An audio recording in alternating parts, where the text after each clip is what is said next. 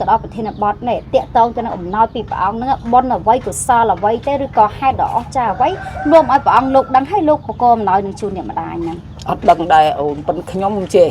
ខ្ញុំប្រាថ្នាណាលើកដៃបួងសួងហ្នឹងលើកគុណលោកព្រះអង្គអើយព្រះអង្គខ្ញុំកណាទៅអត់រួចទេសូមព្រះអង្គនិមន្តមកដល់ផ្ទះខ្ញុំកណាមកចាអូស្រាប់មិនបានប្រហែលខែក៏ឃើញលោកមកហ្នឹងមកដល់ផ្ទះនឹងត្មងអត់មានអ្នកណាដឹកនាំលោកឲ្យមិនមានអ្នកណាប្រាប់ក៏ខ្ញុំអត់ដឹងដែរស្រាប់មកមុនឡើងលើផ្ទះហ្នឹងមុនឡើងទៅផ្ទះមិនស្រួលទេចុះមកវិញក៏លោកក៏ទេហៅពួកស្មៀនពួកមីភូមិអីចឹងទៅចាមកដល់លោកឲ្យធ្វើត្មងធ្វើផ្ទះឲ្យមួយលោកកំងប្រហែលម៉ែត្រលើលោកទេខ្ញុំអត់ដឹងចាលើកទៅដៃប្រាថ្នាព្រះអង្គអើយព្រះអង្គខ្ញុំកណាទៅអត់ដល់ព្រះអង្គទេសូមព្រះអង្គមេត្តានិមន្តមកដល់ផ្ទះខ្ញុំកណាមកខ្ញុំបានយល់ភ័ក្រឲ្យពេញបានយល់ភ័ក្ត្រាហើយមកដោយបំណងប្រាថ្នាមកដោយប្រាថ្នាមែនអូយសាធុបនខ្ពស់ណាស់តែម្ដាយហើយបានផ្ទះនេះមានអារម្មណ៍ថាសប្បាយរីករាយរំភើបយ៉ាងណាដែរអ្នកដែរសប្បាយហ៎អីព្រៀបគ្មានទេអូនមិនដឹងជាបានអីទៅសងគុណលោកវិញឲ្យលោកឲ្យត្រេកអរណាបានអីចោលតែបានតែប៉ុណ្្នឹងមកចេះចង់ដល់ចិត្តទៅវាចេះតែចង់ណាប៉ុន្តែមិនប្រាថ្នាខ្ពស់ទេឲ្យតែមកចិត្តភ្លៀងចោះសូមប្រតិគុំប្រសងទៅព្រះអង្គសូមទុននៅសេចក្តីរាប់អានគិតពីសួរទៅដល់បងប្អូនទាំងអស់គ្នាដែរដែលកំពុងតែតាមដានទស្សនាគ្រប់ channel ទាំងអស់មិនថាតាលោកតារបស់នាងខ្ញុំហើយនិងបងចម្រើនគឺទាំង family ទេថ្ងៃនេះដែរគឺពួកយើងទាំងអស់គ្នាមានក្តីសំណើរីករាយណាស់ដែលបានមកលេងលោកតាលោកយាយដែលទទួលបានទៅពីពិសេសពីព្រះធម្មវិរិយវិស័យបណ្ឌិតចន្ទៈមនីអញ្ចឹងចង់ដឹងថាតើជីវភាពគាត់យ៉ាងណាហេតុបច្ច័យព្រមអញ្ចឹងទៅបុណ្យគាត់ក៏មកដល់ក៏គាត់ទទួលបានសំណាងដែរបងប្អូនទាំងអស់គ្នាផ្ទះដ៏បន្ទាប់បីជាមិនជាវិឡាដ៏ស្គមស្កាយក៏ដោយក៏ប៉ុន្តែវាកាន់ពីនេះដែលមានគុណធម៌អញ្ចឹងទៅគឺយើងមានក្តីសំណើរីករាយចំពោះគាត់អញ្ចឹងណាហើយដើម្បីឲ្យខាត់ទៅទៅជួយពំមករាប់បងប្អូនទាំងអស់គ្នាដើម្បីឲ្យពីពួកគាត់ទាំងអស់គ្នាពីជីវភាពវិបាកហើយលោកយ៉ាងនេះគាត់មកជួយយ៉ាងស្អាតអូគាត់ទៅដល់ព្រៃតាវត្តដែរឬសូមខកដែរជួយជួយមកដែរនេះនៅបានផ្ទះថ្មីហើយនៅផ្ទះចាស់អញ្ចឹងណានៅបាយដៅបានតែយូរផ្ទះចាស់ហើយធ្វើដៅដល់មកនេះមកអូលោកថាឲ្យរីកខ្ញុំអត់ទទួលទុកចឹងចានៅដែរទុកជាសម្បត្តិបេតិកភណ្ឌណានៅដែរទំនើចាស់ចាទុកជាសក្ខីភាពថានេះផ្ទះដល់កំសត់តោមដល់តោកយ៉ាងនេះអានេះមិនតោមទេរឿងលើកដែរនេះគឺជាអ្វីដែលយើងចឹងពីយើងឈាមយើងណាពីអ្នកយាយតែខំប្រឹងគម្រោងបានប៉ុណ្ណឹងណានៅដែរមកបានប៉ុណ្ណឹងយើងអូចាពីឆ្នាំសំ100រៀលនេះជាទ្រព្យគាត់ចម្រើនដល់ប្រពៃរបស់យើងណានៅដែរ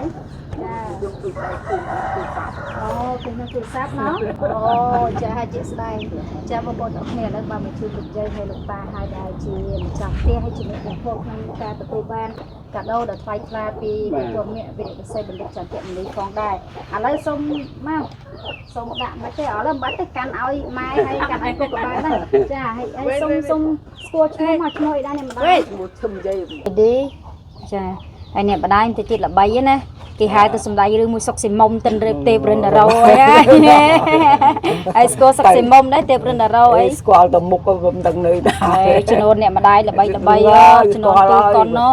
ស្គាល់មិនដឹងទៅណាអស់ទៅនឹងចាទៅណាអស់ទៅគេទៅនៅស្រុកក្រៅស្រុកអីចឹងណាអ្នកម្ដាយក្រែងលើល្បីបានច្បាស់ជាងគេសុកស៊ីមុំហ្នឹងហើយសុកស៊ីមុំមុខចាំបានមុខស្តៀងនេះ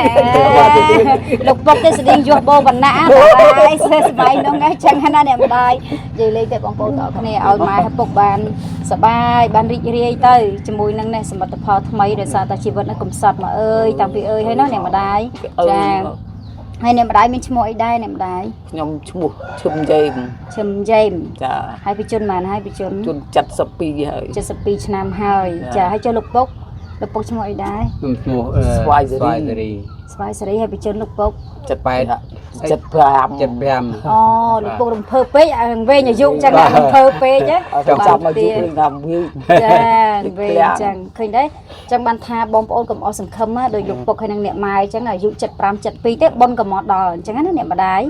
ចាប៉ុនមើលមិនឃើញសំណាងវាមិនទាន់ដល់វាកុំអត់ភ័យទេចាកុំដល់ឥឡូវ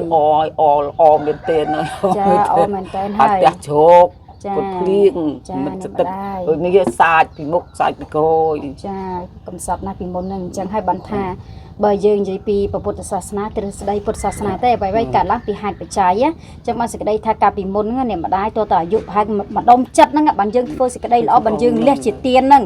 ទៅផលវាឲ្យទៅអ្នកប្រពន្ធហ្នឹងហេតុបច្ច័យព្រមបានទៀនហ្នឹងអញ្ចឹងហើយបានប្រពុតបដៅយើងឲ្យធ្វើល្អពីក្មេងទៅកុំចាំចាស់ណាអ្នកម្ដាយចាអញ្ចឹងណា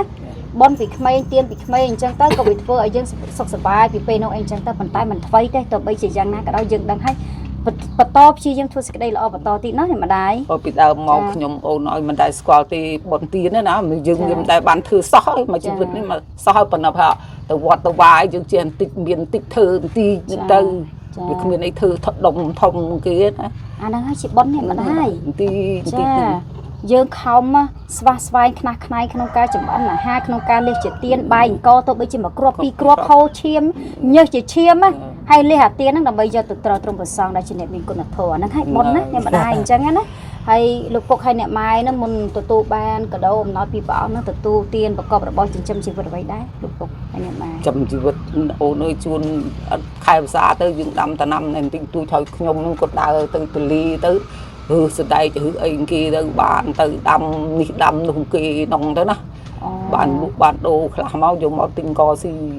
ចាតលេនៅណាដែរនៅស្ទឹងជ្រៅនៅខាងខាងកំពង់ឆ្នាំងនឹងប៉ុណ្ណឹងហ្នឹងប្រហែលគីឡូពីនេះទៅហ្នឹងពីនេះទៅហើយជា5ហេហើយ10អ៊ំទៅ10គីឡូយើងពីជំនាកទៅប្រហែលគីឡូអូចៃស្គាល់ដែរទៅពីជំនាកនឹងបវែងពីជំនាកមកយើងនឹងវិញដែរកូនមកពីស្វាយរៀងនោះហ្នឹងមានស្គាល់អីអូអ្នកស្វាយរៀងហ្នឹងហើយចុះពីអ្នកលោកពុកហ្នឹងទៅរើសសណ្ដែករើសអីហ្នឹងទៅតាយាយទេតាគាត់នៅចាំផ្ទះអូកូននៅគាត់អត់នៅទៅគាត់នឹងចាំទៅឯងហ្នឹងទៅចាហើយដែលយើងរើសសណ្ដែកហ្នឹងតាំងពីវ័យប្រហែលដែរទេទៅវ័យទៅចាស់ជុលនេះហើយទេចាស់ហើយហ្នឹងនៅទៅរើសសណ្ដែកទៀតទៅរើសពី3ឆ្នាំហើយរើសសណ្ដែកហ្នឹងហើយ5ឆ្នាំមកបើពីមុនមកខ្ញុំទៅស៊ីឈ្នួលដកត្រឡងនៅគុកនេះកាច់កង់ដីចិនណាអូនៅខេត្តកំពង់ឆ្នាំងដែរខេត្តពោធិ៍សាត់នៅពោធិ៍សាត់ទេការងារហ្នឹងណាយើងទៅរកស៊ីដកត្រឡងហ្នឹងទៅដកអីពោធិ៍សាត់ហ្នឹងតែពីអ្នកយាយតាហ្នឹងតើអ្នកយាយតាអូនឹងកាច់កោចិត្តភ្នំហ្នឹងហើយបានមួយថ្ងៃដែរកម្រៃគេឲ្យមួយថ្ងៃបានដែរកម្រៃមួយថ្ងៃមួយចំនួនខ្ញុំធ្វើហ្នឹងបានតែ25000ទេអូពីអ្នកយាយតា50000ទៅ50000ហើយចំណាយទៅលើហូបលើខ្សល់ខ្លះដែរបានមកធ្វើផ្ទះហ្នឹងអូសោករួចពីនឹងមកគាត់ធ្វើអីលេងកើតទៅម៉ូតូបុកអូនហើយម៉ូតូបុកហ្នឹងក៏ខ្ញុំអាមណាមតោះហងៃហ្នឹងទៅណាលេងរួចត្មងហ្នឹងអូទៅហឺអញ្ចឹងទៅវាហឺហ្នឹងទៅអង្គុយហឺហ្នឹងទៅអត់មានឈោកើតជូរទេការដែលយើងគ្រោះថ្នាក់ចរាចរណ៍ហ្នឹងឆ្នាំណាដែរម៉ូតូបុកហ្នឹងនឹងឆ្នាំណាទេអូន5 6ឆ្នាំហើយឥឡូវដែរនឹង5ឥឡូវហ្នឹងព្រោះឥឡូវយើង72ហើយហើយទីអញ្ចឹងបានន័យថាម្ដុំ65 60អីហ្នឹងគ្រោះថ្នាក់ចរាចរណ៍ហ្នឹងហើយថ្នាក់ចរាចរណ៍ទៅគូលេងទៅណារួចហ្នឹងទៅអូអ្នកម្ដាយហើយមិនដែរធ្ងន់ធ្ងរអីទេធ្ងរទៅនេះអូចាប៉ះវិលដួលនៅខ្នល់ផ្ទះយើងហ្នឹងនៅមុខផ្ទះយើងហ្នឹងបងខ្ញុំមកពីទលេវិញលុយទៅសងទៀមគេជាពាក់ទៀមគេវាយូរណាចាទៅសងគេរួចហើយដើរមកផ្ទះវិញហ្នឹងcô cái bọc ngon cái bạc người mình bọc ngọt bát còn còn cái bạc vừa lại vừa từ cái bạc tại dương trà hao từng bực ấy dương trà hai việc sao chẳng có việc vừa ơi khiếp trôm nó việc cắt tật ngọt tới đó nè mà đấy hay và tôi bị rủi cái thằng trà cho nên hay nó nơi to su thì rớt sần đai cái rớt sần đai trong sần đai ấy cái sần đai khi giờ đây lương nhưng nó lại bài giờ đây bắt đầu nó ngay crop giờ đây bắt đầu nó ngay giờ đây bắt đầu nó ngay mà cha cái miếng chấm cá cái miếng cá cái chỗ tuổi tới dương đã hưởng cội rớt nó rớt xí chnu cái rớt vô mà luôn dương hưởng lụa luôn dương mà ngày pi 3 kilo 4-5 kilo tam lát cái hưởng bàn hay tới pi nè dây ta nó đa tới chi mà tàu tới đi coi chẳng nè thì cả miếng màu tô chi màu tô cái đục người ta đặt cá tới dương nơi hương từ thằng ngày ban màn cả lô đại cả ngày 4-5 kilo đại 3 kilo chuồn này ngày nào hương bàn nó 5 kilo rồi mà cái lô ban màn bị lụt rồi mà cái lô cả nắng giờ ngày 3,000 thì 3,500 bàn phải vào 5 kilo chứ ban mà mơn 5 ấy mà mơn 5 ấy ngày hay mà mơn 5 nó giờ mau dừng từ lơ thay mà hộp từ lơ thay con nó tinh kê đấy đi coi chẳng nào tinh kê là hô យកមានស្រែមានអីធ្វើទេ អត់ ចឹង មានទេអូនតែដីមកចាអាមមានតែសង់ផ្ទះនេះ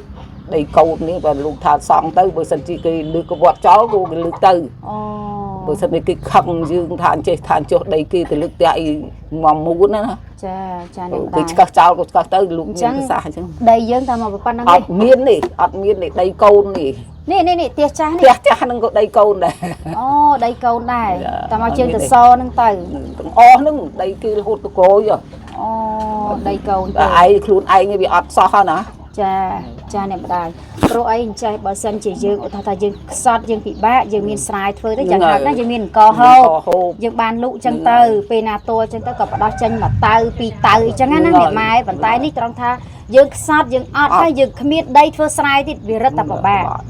បើតែដីធ្វើស្រែតែដីភូមិហ្នឹងក៏គ្មានដីនៅដែរ ចាដីភូមិហ្នឹងក៏ ដី មានក ូ ដី ន នៅ កូន ដែរ ឲ្យនៅជាមួយគេទេបើខ្ញុំមិនសុខចិត្តនៅទេខ្ញុំនៅតែឯងចោះ អូ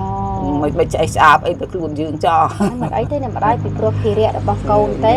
ទូនីតិបត្រាបត្រីទេត្រូវតែមើលថែមេដាបិតានឹងហើយចាកូនមាន3ប្រភេទអវចិត្តបុត្រអនុចិត្តបុត្រហើយអតិចិត្តបុត្រនឹងអញ្ចឹងកូនពីរប្រភេទហ្នឹងត្រូវមើលថែពុកម្ដាយតែអានេះទឹកចិត្តគេទេទូនីតិគេទេតែបើថាគេមិនបានក៏យើងមិនរំពឹងដែរ គេមិនរំពឹងយើងមិនរំពឹងគេ គេថារំពឹងមិនបានដូចចិត្តយើងខកចិត្តយើងឈឺចិត្តចាអាកាយចាស់ទ្រុឌទ្រោមឈឺមួយយ៉ាងហើយទៅឈឺចិត្តនឹងកូនទេវាកាន់តែ ទៀតនាំទៅហិតទៅពិបាក ចាប៉ុន្តែក៏មិនចោលយើងទេ ណាណាឲ្យមកខ្ញុំស៊ីហើយណាណាឲ្យមកខ្ញុំជូនពោមានពោពីខ្ញុំឲ្យកូននឹងរកស៊ីមានបានចេះចុះទៅណា ចាសា បើអ្នកណាមិនឲ្យខ្ញុំអត់ដឹងទេ តាមទៅណា តាមនឹងចោល ចាសាធុមិនថ្មីទេពីព្រោះជាមេដាបៃតាទេយើងមានគុណទី1ជាតគុណគុណក្នុងការបង្កើតទី2ឧបការៈគុណគុណក្នុងការចិញ្ចឹមអញ្ចឹងគុណមេដាបៃតាធំណាស់ដែលម្ដាយនេះពពោះហើយបន្ទាប់មកទេលះសាច់ស្រស់ឈាមស្រស់ថ្ងៃសម្រាទេហ្នឹងពាក្យថាឆ្លងទន្លេគឺប្រឈមគ្រោះថ្នាក់សពគ្រប់បែបយ៉ាងនោះអ្នកម្ដាយចាឆ្លងទន្លេមានព្យុះផងមានភ្លៀងផងអាការស្លាប់ហ្នឹងគឺច្រើនជាងការរស់អញ្ចឹងកូនក៏មិនភ្លេចទេគុណឧបការៈមេដាបៃតាធំណាស់ហើយឥឡូវវិលត្រឡប់មកជីវិតបច្ចុប្បន្នវិញហ្នឹងថាតើនៅតែប្រកបរបរចិញ្ចឹមជីវិតទេឬក៏មិនទេឥឡូវហ្នឹងធ្វើអីឡើងកើតហើយ ធ្វើអីឡើងកើតហើយបើខែប្រាំងទៅទលីទៅមានមុខនឹងនេះទៅហឺស្ដែកនឹងទៅ នៅតែរើសហ្នឹងស្ដាយ នៅតែ ហ្នឹង រើសនឹង ហើយ72ហើយនៅតែរើសទីហ្នឹង កើតទៅហឺកើតពុំទៅហឺខ្លួនវាដាច់ពោះ អូដើម្បីកាពីដើម្បីចំអាយកាពី នឹងចាំគេឲ្យដល់ថ្ងៃណាគេឲ្យយើង ថ្ងៃណាគេចាំតាប៉ុននឹងបានឲ្យយើងក៏យើងមិនស្រួលដែរដល់យើងបើយើងខ្លះដល់អូន ចាអ្នកម្ដាយឥឡូវចាំតាប៉ុនមិនបើមាត់ត្រូវការហូបរាល់ ការ ថ្ងៃ ហូបបើចាំមួយថ្ងៃគេឲ្យឯណាបើត្រូវការឃ្លានណា ចាត្រូវការឃ្លាននេះបើមានដីអីទៅក៏ដាំជីសក្រីស្អីនឹងវងអីផ្សេងផ្សេងទៅវាកាត់បន្ថយការចំណាយដែរចា ដាំតំណាំខ្ញុំខែភាសាខ្ញុំអត់ចេះអត់វា ចា តំណាំពោពីចៃលក់បានលុយនឹងតិចតិចកម្រៃតិចតិចគ្រាន់ចាយដែរ ចាហើយកូនប្រហែលនេះដែរក្នុងបន្ទុកនេះ 4នាក់ ចា អេមិនតិចទេកូនណាមិនហុចម្នាក់មួយខែតែ 50000មកកំពុកម៉ែ គេហុចដែរនឹងមិនថាវាមិនរាល់ខែទេ អូអញ្ចឹងណាអ្នកម៉ែចាចាអញ្ចឹងនេះគឺជីវិតរបស់ពួកគាត់បងប្អូនទាំងអស់គ្នាកំសត់ណាអ្នកម្ដាយអាយុ72ហើយលោកពុកហ្នឹង75ហើយហ្នឹងទៅរើសបានទេឬក៏យ៉ាងណាឬក៏រើសឡើងបានហើយ រើសមិនបានទេ អូ បើ3ឆ្នាំមុននោះគាត់ល្ងឹតអូនល្ងឹតឈឹង អូ ទំបានភ្លឺកូននាំយកទៅបកណា ចា បានភ្លឺបានមកជាហៀងខ្ញុំក៏មកជាហៀងដែរទេ ចា ខាងល្ងឹតបើថ្ងៃណាមានបនបានទៅបកទៀត ចាចាអ្នកម្ដាយអត់អីទេជាយាមសាងតែសេចក្តីល្អទៅអានេះហើយរូបគឺជាបណ្ដុំនៃរោគព្រះសម្មាសម្ពុទ្ធបានសម្ដែងណាអ្នកម្ដាយថារូបនេះមិនមានអ្វីគួរតែជាប់ជំពាក់ទេពីព្រោះវាជាបណ្ដុំនៃរោគមែនទេវាឆ្ពោះទៅរកភាពទ្រុឌទ្រោមអញ្ចឹងឯងរូបឆោមឡំពណ៌ដែលស្រឡាញ់ណាស់ជាប់ជំពាក់ណាស់ហ្នឹងណាតិចម្ដងតិចម្ដងតែជំងឺនេះនោះមកដល់អញ្ចឹងទៅអញ្ចឹងយើងកុំជាប់ជំពាក់នឹងវាចុងក្រោយគឺវាអញ្ចឹងចាឥឡូវដឹងពីជីវិតរបស់លោកពុកហើយអ្នកម៉ែហ្នឹងគឺកំសត់អញ្ចឹងក៏ឥឡូវសូមចូលទៅដល់ប្រធានបទនេះតាក់ទងទៅនឹងអំណោយពីព្រះអង្គហ្នឹងបុណ្យអ្វីកុសលអ្វីទេឬក៏ហេតុដ៏អស្ចារ្យអ្វីនាំឲ្យព្រះអង្គលោកដឹងឲ្យលោកបកអំណោយនឹងជូនអ្នកម្ដាយហ្នឹង អត់ដឹងដែរអូនប៉ុន្តែខ្ញុំចេះខ្ញុំប្រាថ្នាណាលើកដៃបួងសួងហ្នឹងលើកគុណលោកព្រះអង្គអើយព្រះអង្គខ្ញុំកណាទៅអត់រួចទេសូមព្រះអង្គនិមន្តមកដល់ផ្ទះខ្ញុំកណាមក ចា ព្រោះស្រាប់មិនបានប្រហែលខែក៏ឃើញលោកបោហ្នឹងមកដល់ផ្ទះនឹងត្មងអត់មានអ្នកណាដឹកនាំលោកឲ្យមិនមានអ្នកណាប្រាប់ក៏ខ្ញុំអត់ដឹងដែរ ចា ស្រាប់មកមុនឡើងលើផ្ទះហ្នឹងមុនឡើងទៅផ្ទះមិនស្រួលទេចុះមកវិញក៏លោកក៏ទេហៅពួកស្មៀនពួក មីភូមិអីចឹងទៅចា មកដល់លោក เอาเธอมองเตียเอามุ้ยเตียเอามุ้ยลูกก็มองประมาณไหนลือลูกตียังมาดัง ចានឹង អូនមើលទៅចិត្តអីប្រាថ្នាដល់ប៉ុណ្ណឹងឯណា ចាគ្រាន់តែថាយើងជ្រះថ្លា ហើយយើងបង្អោនចិត្តគោរពថ្វាយអង្គមលោកពីចម្ងាយ ពីចម្ងាយទៅមកទិញដែរនេះលោកមករូបលោកមកបកដាស់នឹងមកយកមកបិទគាត់ថ្វាយអង្គមនឹងទៅ ចានឹងដែរហើយផ្ទះនៅទៅហ្នឹងអត់អាចទៅវត្តអីចា ទេមើលអត់ដល់ទៅទេអត់ទៅទៅអត់រួច ទៅអត់រួចទេអូក៏ប៉ុន្តែជ្រះថ្លាហើយចាំបើមិនបានទៅមិនក៏បានទិញរូបទិញនេះនៅ ទិញរូបនឹងវត្តនេះមួយវត្តប៉ុណ្ណេះហ៎វត្តខាងលាវ វត្តក្រាំងលាវ កូនគេដុបទៅភ័ស្ទឹកលោកភ័ស្ទឹកយឺនមុនណាណា ចាអ្នកម្ដាយ ទៅឃើញរូបនឹងក៏ទិញមកទៅគាត់ថ្វាយគុំគេ អូចា យើងឲ្យបានដល់លោកទេបានតែទំរូបនឹងទៅ ចាប៉ុន្តែយើងធ្លាប់ផ្សងដែរ ធ្លាប់ផ្សង ដែរប្រសិនបើអាត្មាអញមានឧបនិស្ស័យទេសូមឲ្យព្រះអង្គនិមន្តមកដល់ផ្ទះត្មងនេះប្រាថ្នាខ្ពស់ហ្នឹងណោះគេផ្សេងប្រាថ្នាយ៉ាងណាទៅជួបខ្លួនឯងចា ហ្នឹងចាទៅដៃប្រាថ្នាព្រះអង្គឲ្យព្រះអង្គខ្ញុំកណាទៅអត់ដល់ព្រះអង្គទេសូមព្រះអង្គមេត្តានិមន្តមកដល់ផ្ទះខ្ញុំកណាមកខ្ញុំបានយល់ភ័ក្រឲ្យពេញហ៎ បានយល់ភក្ត្រា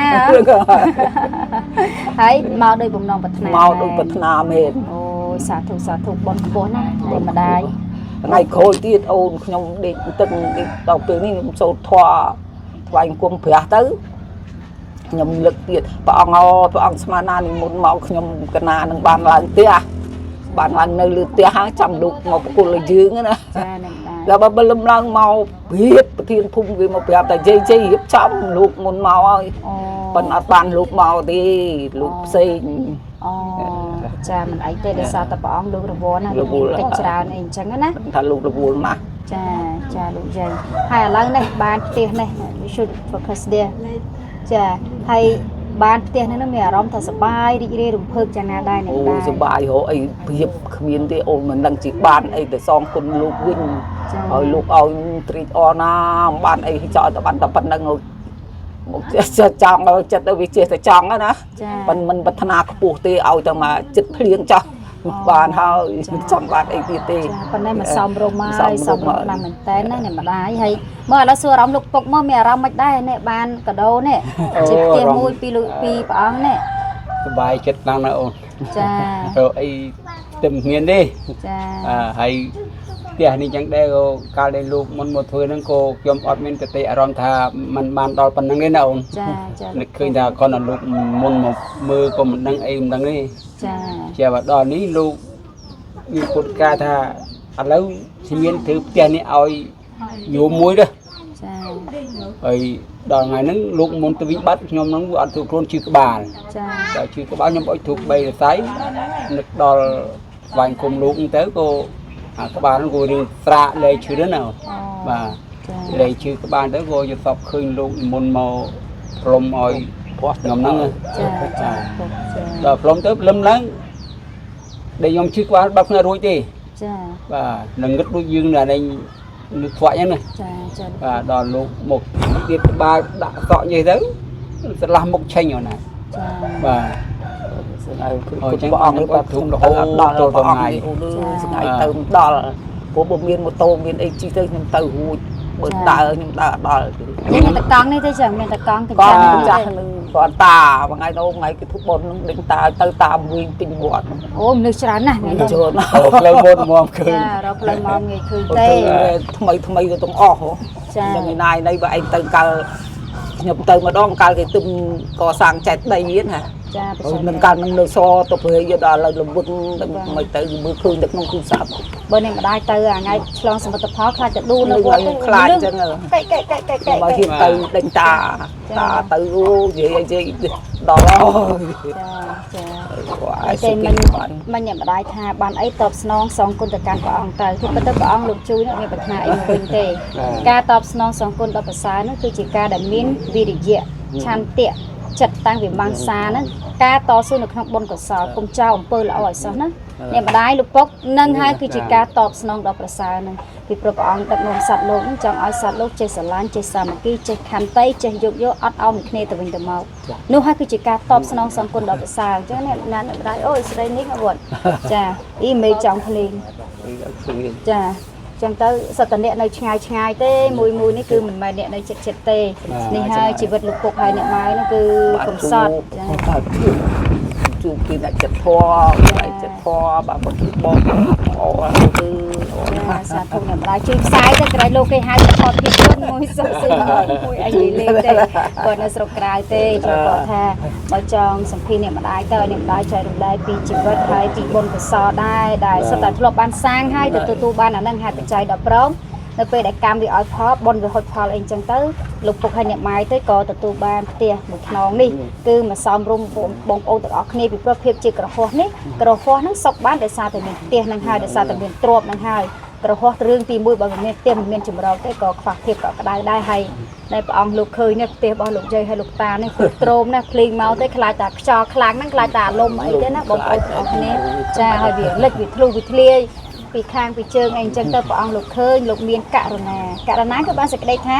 ការអាណិតអាសូរឲ្យឈានដល់ការជួយសង្គ្រោះករណាគឺមានទុក្ខរបស់សត្វមកជាអារម្មណ៍ហ្នឹងហើយលោកពុកហ្នឹងឥឡូវហ្នឹងមានប្រកបកិច្ចការអីបានដែរឬទេ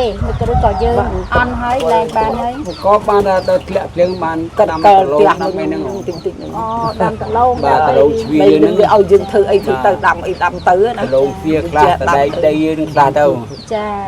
ដីតិចកណូតតិចទៅយើងអ្នកស្រុកអ្នកស្រែលោកពុកដាក់ទៅជីស្ត្រីនាងវងម្ទេសស្អីហ្នឹងណា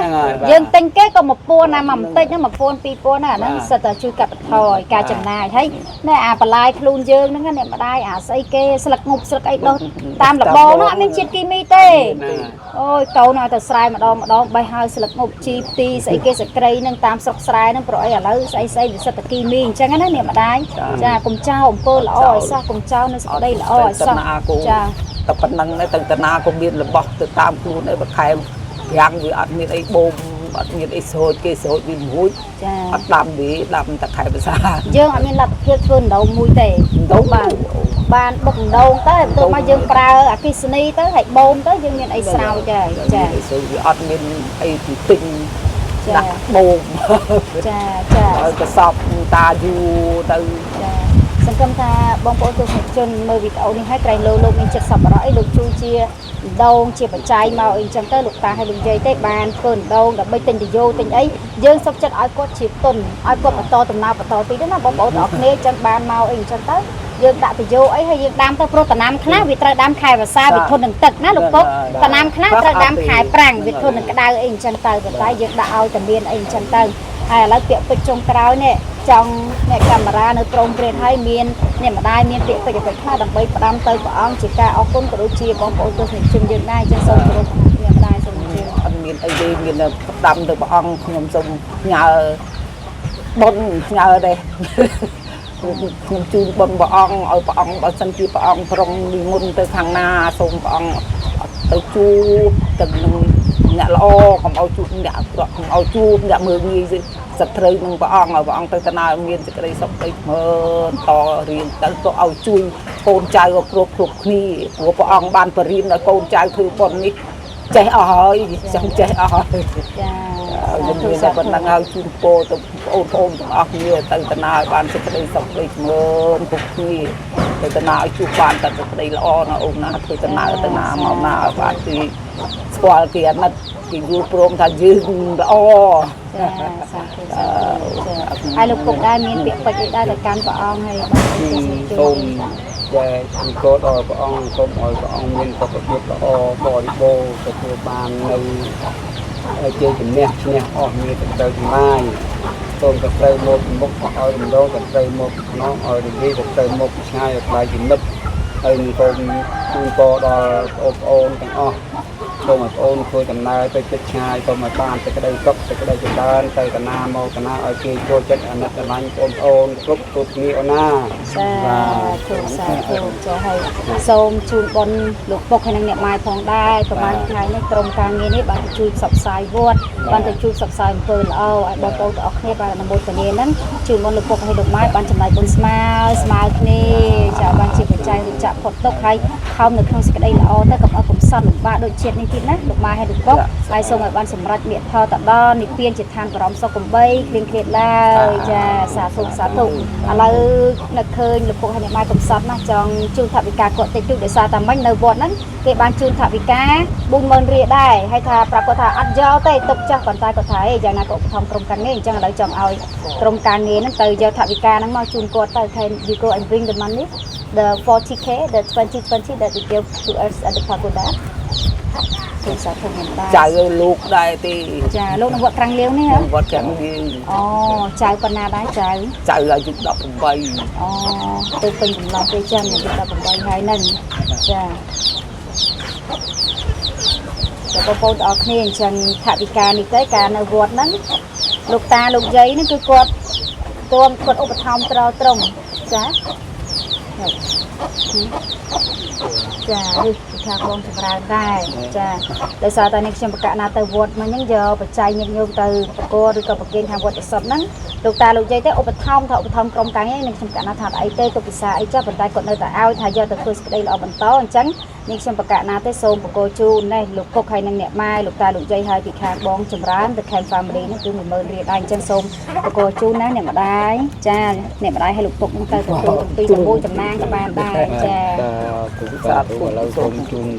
បងប្អូនសូមឲ្យបងប្អូនទៅណាឲ្យបានសេចក្តីសុខសេចក្តីចម្រើនហើយសូមឲ្យបងប្អូនរកពីមានបានការវាគុំតិចប្រជុំសុខដុមរមនីប្រជាទុកសោករោគជាបងប្អូនប្រាថ្នាយ៉ាងណាក៏សូមឲ្យបានអូដោយសេចក្តីអូនស្នេហ៍អូនណាសូមអនុមោទនីសាធុចាលោកពុកគ្នាមកឥឡូវសូមរូបថតមួយមកចាមកអ្នកម្ដាយយើងស្ទះទៅបងប្អូនទស្សនិកជនទាំងអស់គ្នាដែរចាអត់អីទេកាន់ទៅឲ្យគេឃើញអាហ្នឹងណាចាតែលោកគេមានសទ្ធាអីហ្នឹង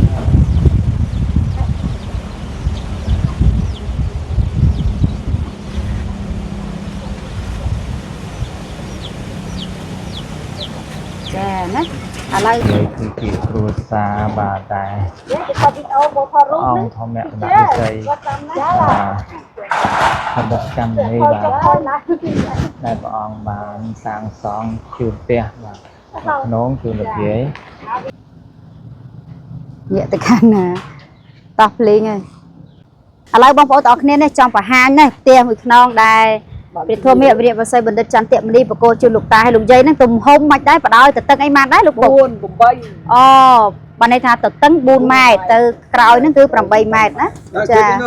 បើធ្វើទៅអញ្ចឹងក្រហោះប្រែមកថាអ្នកគ្រប់គ្រងផ្ទះហើយតើតែមានផ្ទះទៅជាចម្រោកទៅជាសេចក្តីសុខឥឡូវសូមចូលទៅខាងក្នុងបន្តិចទៅណាចាឥឡូវនេះក្រុមអញ្ជើញបងប្អូននេះមកចូលខាងក្នុងបន្តិចទៅអំពីចម្រោកនេះអំពីគេហដ្ឋាននេះដែលព្រះអង្គក្បែរហ្មងណាបងប្អូនទាំងអស់គ្នាមានតាំងពីកំហាលមានតាំងពីអីឥ